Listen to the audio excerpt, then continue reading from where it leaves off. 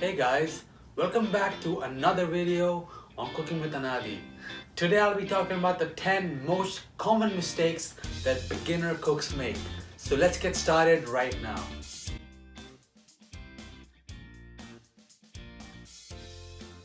Number 1. Not reading the entire recipe before you start cooking.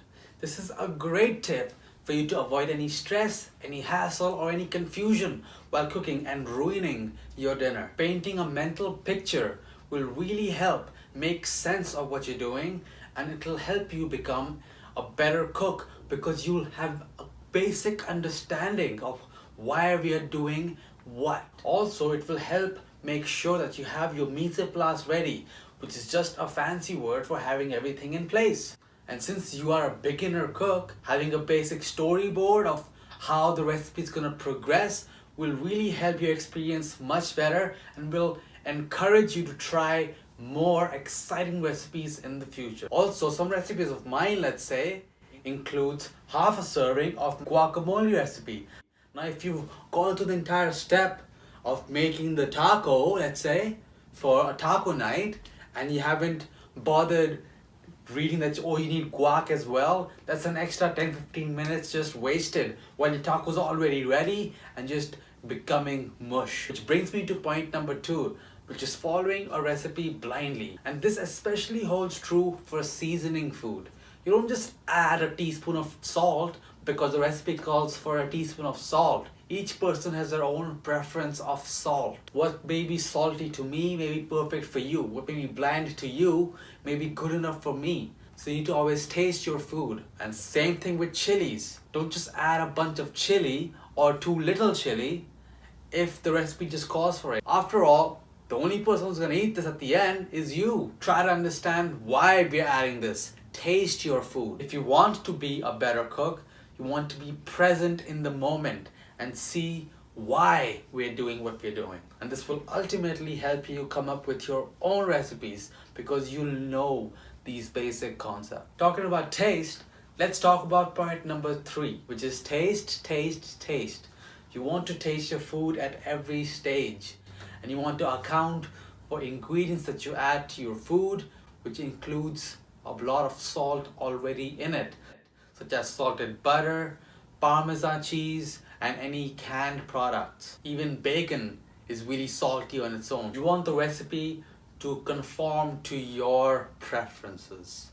You want to taste your food. Tasting your food at every stage will help you understand how the recipe is changing and transforming at every stage, and will help you develop your palate and understand what each ingredient brings to the table. I always taste all my food while I'm cooking it to ensure that it's up to my standards. Point number 4, clean as you go. Please, I do not want you to work in a dirty station, in a dirty kitchen, on a dirty countertop. That is disgusting, and it's gonna lead to disgusting food. You cannot make beautiful, clean food working in a dirty, disgusting kitchen. You want to clean at every stage. Let's say I did a marinade. That's ready, marinating in a bowl. You clean up, then you go to the next stage. Not only will this help you prevent any cross-contamination between vegetarian, non-vegetarian, salmonella, fish, going on chicken. No, you want to always have a clean, organized workstation so your mind is clutter-free, and this can apply to many other scenarios in your life, but today I was only going to talk about the kitchen. After all, cooking is an almost Zen-like experience. Maybe not for all, maybe one day for you. And to achieve Zen, you need calm and peace, and that cannot come from clutter and mess. Number 5, using a blunt knife in the kitchen. This is the worst thing you can do to put yourself and your loved ones in danger. A blunt knife is so much less effective in cutting than a sharp one. You have to struggle to chop, and that can lead to the knife slipping and maybe hitting your finger, your arm, your hand. And I know you don't want that. Ask me, I've been through this, and I've stopped putting my knives in a drawer where they can just roll around, knock with other equipment, and get blunt over time.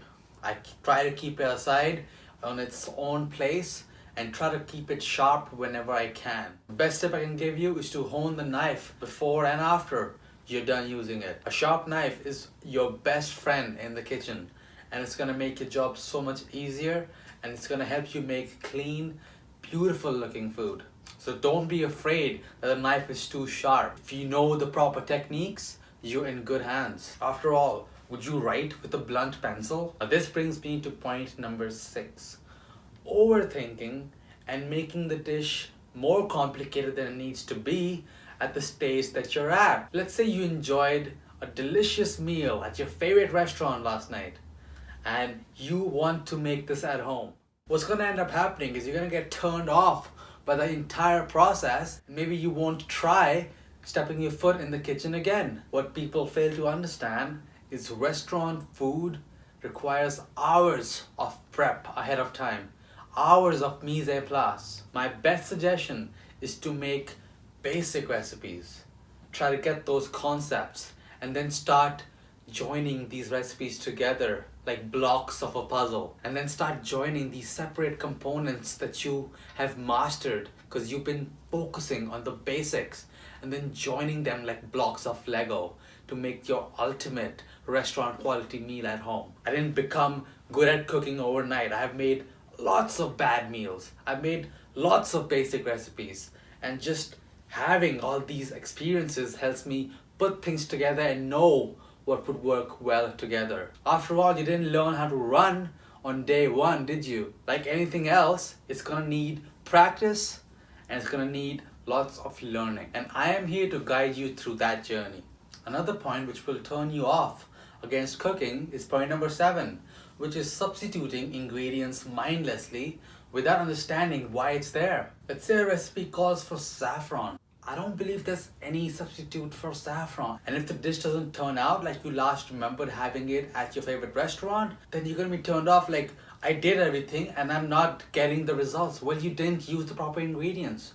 Ingredients are there in a recipe for a reason. Yes, recipes are there to guide you, but the ingredients are the bare bones that you need in the recipe. Anything else, it's not the same recipe anymore. That's a twisted version of it. For example, when making pizza requires a special type of flour to get the right consistency of the dough. Cooking involves a lot of chemical reactions, lots of chemistry, and you can't just change things and expect it to behave the same way. So what I would suggest is, if you really cannot find the recipe, either try to reach out to the person who posted the recipe or research as to what this ingredient is, what are some good substitutions, and if this will even work. If not, you probably should wait until you can find that ingredient. I would love to make a mole chicken taco. I have been unable to find the Mexican chili peppers, so I haven't made it. I haven't bothered even trying because I know it's not gonna be as good. There's no point having something that is not perfect, and there's no harm in striving to be perfect even though you're a beginner. They're just gonna raise your standard that much higher, and this will again instill upon you the respect for proper ingredients, which will make you become a better cook. Now this brings me to point number 8. I would suggest you find your guru, someone who has a similar palate like you and is at the top of their field.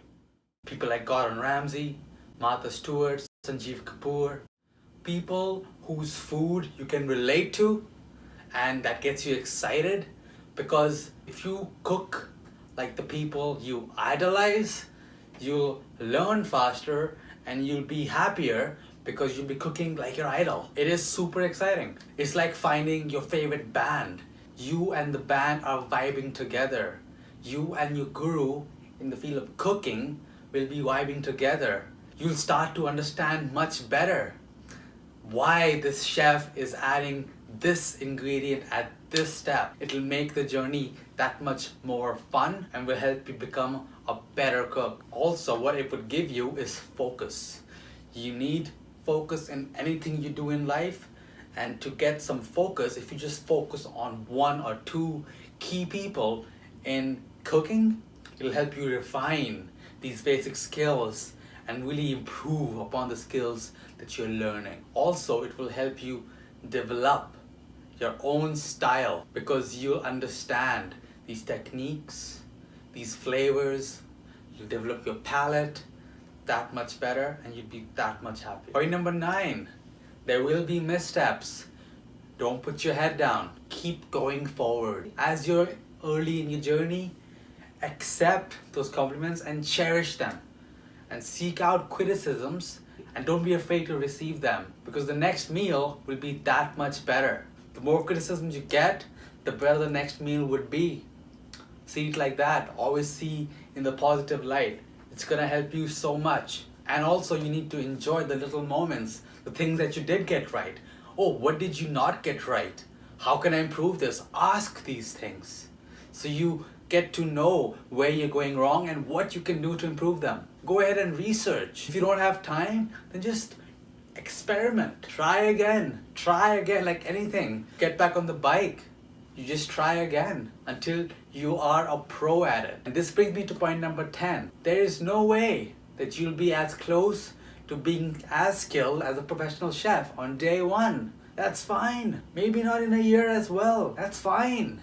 But you're well on your way there. If you keep these 10 tips that I've discussed in this video in mind, you are already better than most. You'll have every new meal to look forward to. You'll find a new way to meditate. Cooking is like meditating to me. Spending more time in the kitchen will help you discover a whole new way to find peace in your day. Each new meal that you'll cook with these tips in mind will bring you closer to a professional chef. I want you guys to keep these 10 tips in mind the next time you start cooking a meal. If you guys like this video, let me know in the comment section down below and leave this video a like. Be sure to subscribe to see more awesome videos just like this and follow me on all my social media links linked down below. If you want to see more awesome tips just like this, give me a shout out on any of my social media links or the comment section, and I'll see you guys again on the next one.